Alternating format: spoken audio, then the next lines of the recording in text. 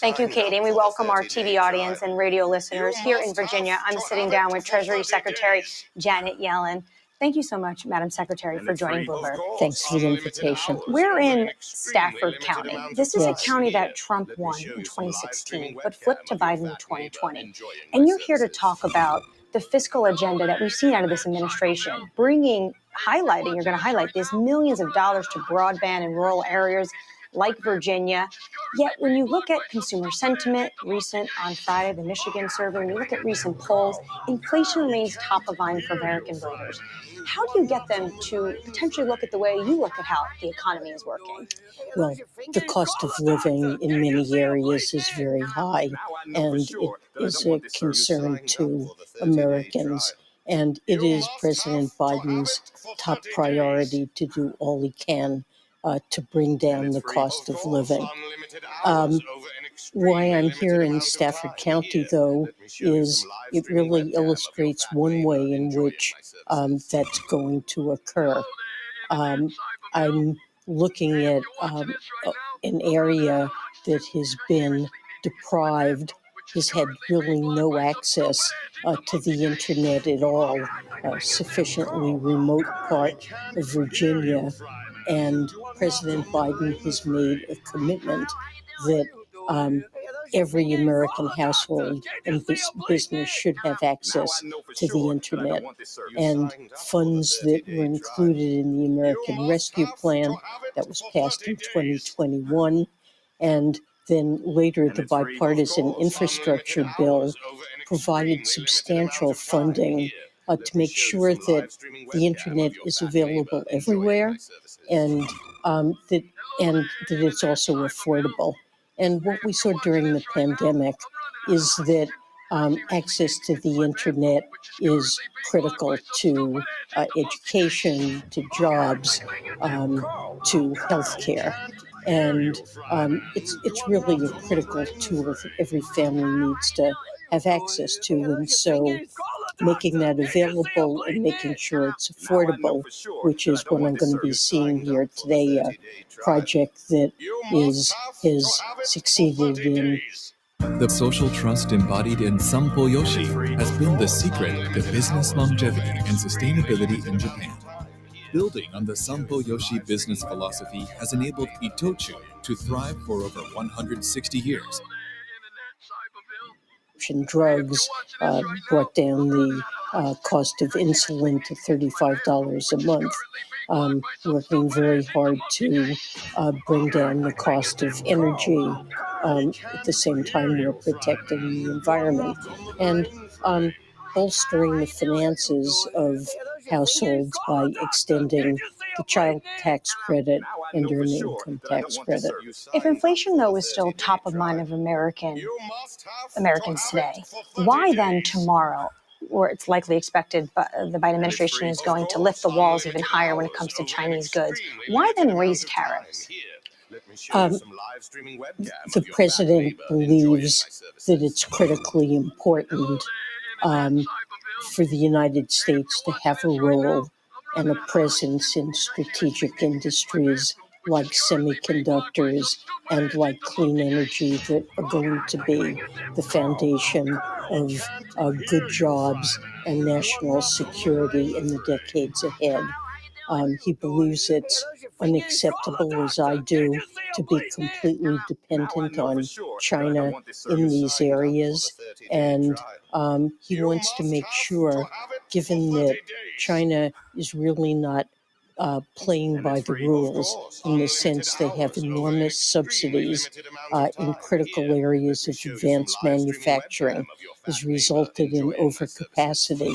He wants to make sure that the stimulus that's being provided through the Inflation Reduction Act to support these industries, and these are industries that are creating good manufacturing jobs in parts of the country that have been overlooked or have suffered from deindustrialization in the past. The president wants to make sure that he protects these investments. And I don't want to get ahead of the 301 review on tariffs, but this is a commitment that President Biden has made, and I agree with it. I was in China just a couple of weeks ago and made clear that we would not allow Chinese overcapacity to harm our emerging industries. Does the U.S. want a trade war, though, with China? We believe that we should have a deep and productive, and that we do in most areas, trade and investment relationship. We're working to stabilize our economic relationship. We do not wish to disengage from China economically, but we do think that the playing field should be fair. And China engages in unfair practices like massive subsidies of industries they've decided are critical. And those are cases where we will act to protect ourselves. We've seen Beijing in the past, though, respond, and it's become tit for tat. Are you expecting a response? Could they go after Tesla or maybe American farm products? Well, President Biden believes that anything we do should be targeted to our concerns and not broad-based. And hopefully we will not see a significant Chinese response, but that's always a possibility. China is big focus going into the election. We hear the former president also talk about how he wants to put a 60% import tariff potentially on all Chinese goods. He also over the weekend was talking about the Trump-era tax cuts that are set to expire next year. Trump over the weekend said Biden will give you a tax hike. If it was up to Trump, it would be a cut on upper, middle, lower, and the business class. Are you envisioning these tax cuts to be extended? Well, what President Biden has said, and I certainly strongly agree with it, is that we want to make sure that working families earning under $400,000 are not faced with a tax hike. But all of the wealthy individuals and corporations that benefited from the Tax Cut and Jobs Act, where there are provisions that are going to expire, the president, for the sake of working families and tax fairness, believes that the rich and corporations should pay their fair share. And I would say that CBO, the Congressional Budget Office, recently estimated that extending all of the provisions of TCJA would cost $5 trillion over the next decade. And we really do need to be on a fiscally sustainable path. The president has already signed and put into effect $1 trillion of deficit reduction over the next decade. And he's proposed in his 2025 budget an additional $3 trillion worth of deficit reduction. It really is critical that we are on a fiscally sustainable path. So TCJA, the bulk of the benefits went to the wealthy and to corporations. It blew away the deficit. It caused huge increase in the deficit. It promised an investment boom, and we didn't see it. So should tax revenues be used to lower the deficit? Yes. And is that the plan for Biden, or will they go to social programs?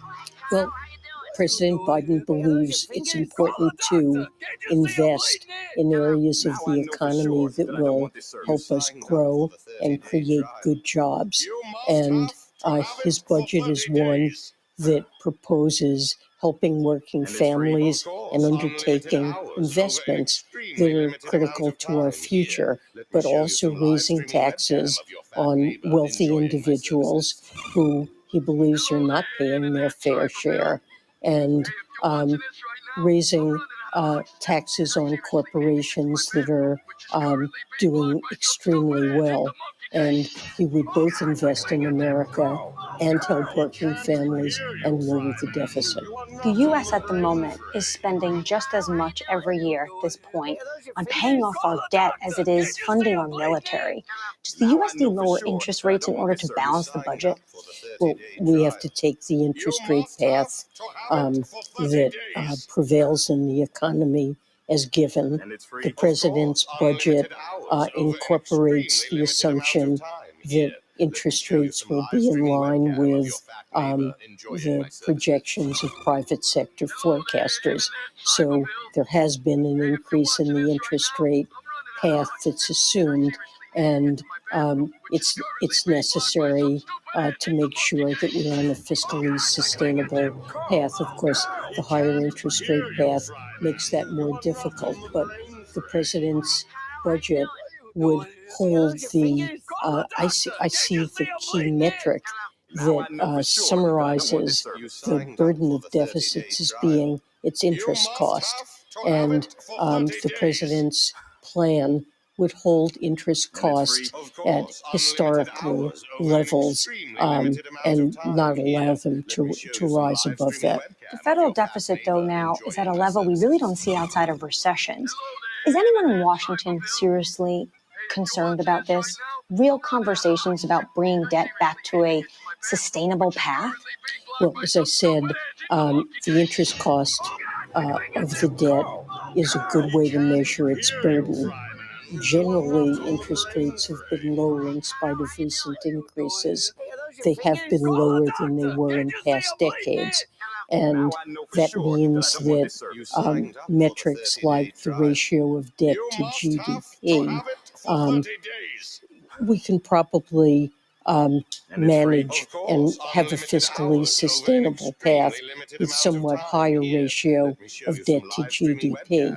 But it's important to make sure that the real interest burden of the debt, which is a measure of the burden it's placing on our economy, we have to make sure that that stays in historically normal level. This isn't just a complaint of fiscal hawks either. This is a complaint I heard a lot at the IMF World Bank meetings. A lot of countries are lining up, concerned about the path that the U.S. is on and what also that means for the U.S. dollar. Heard a lot of people reminiscent of the Nixon times say, the U.S., it's our currency, but it's your problem.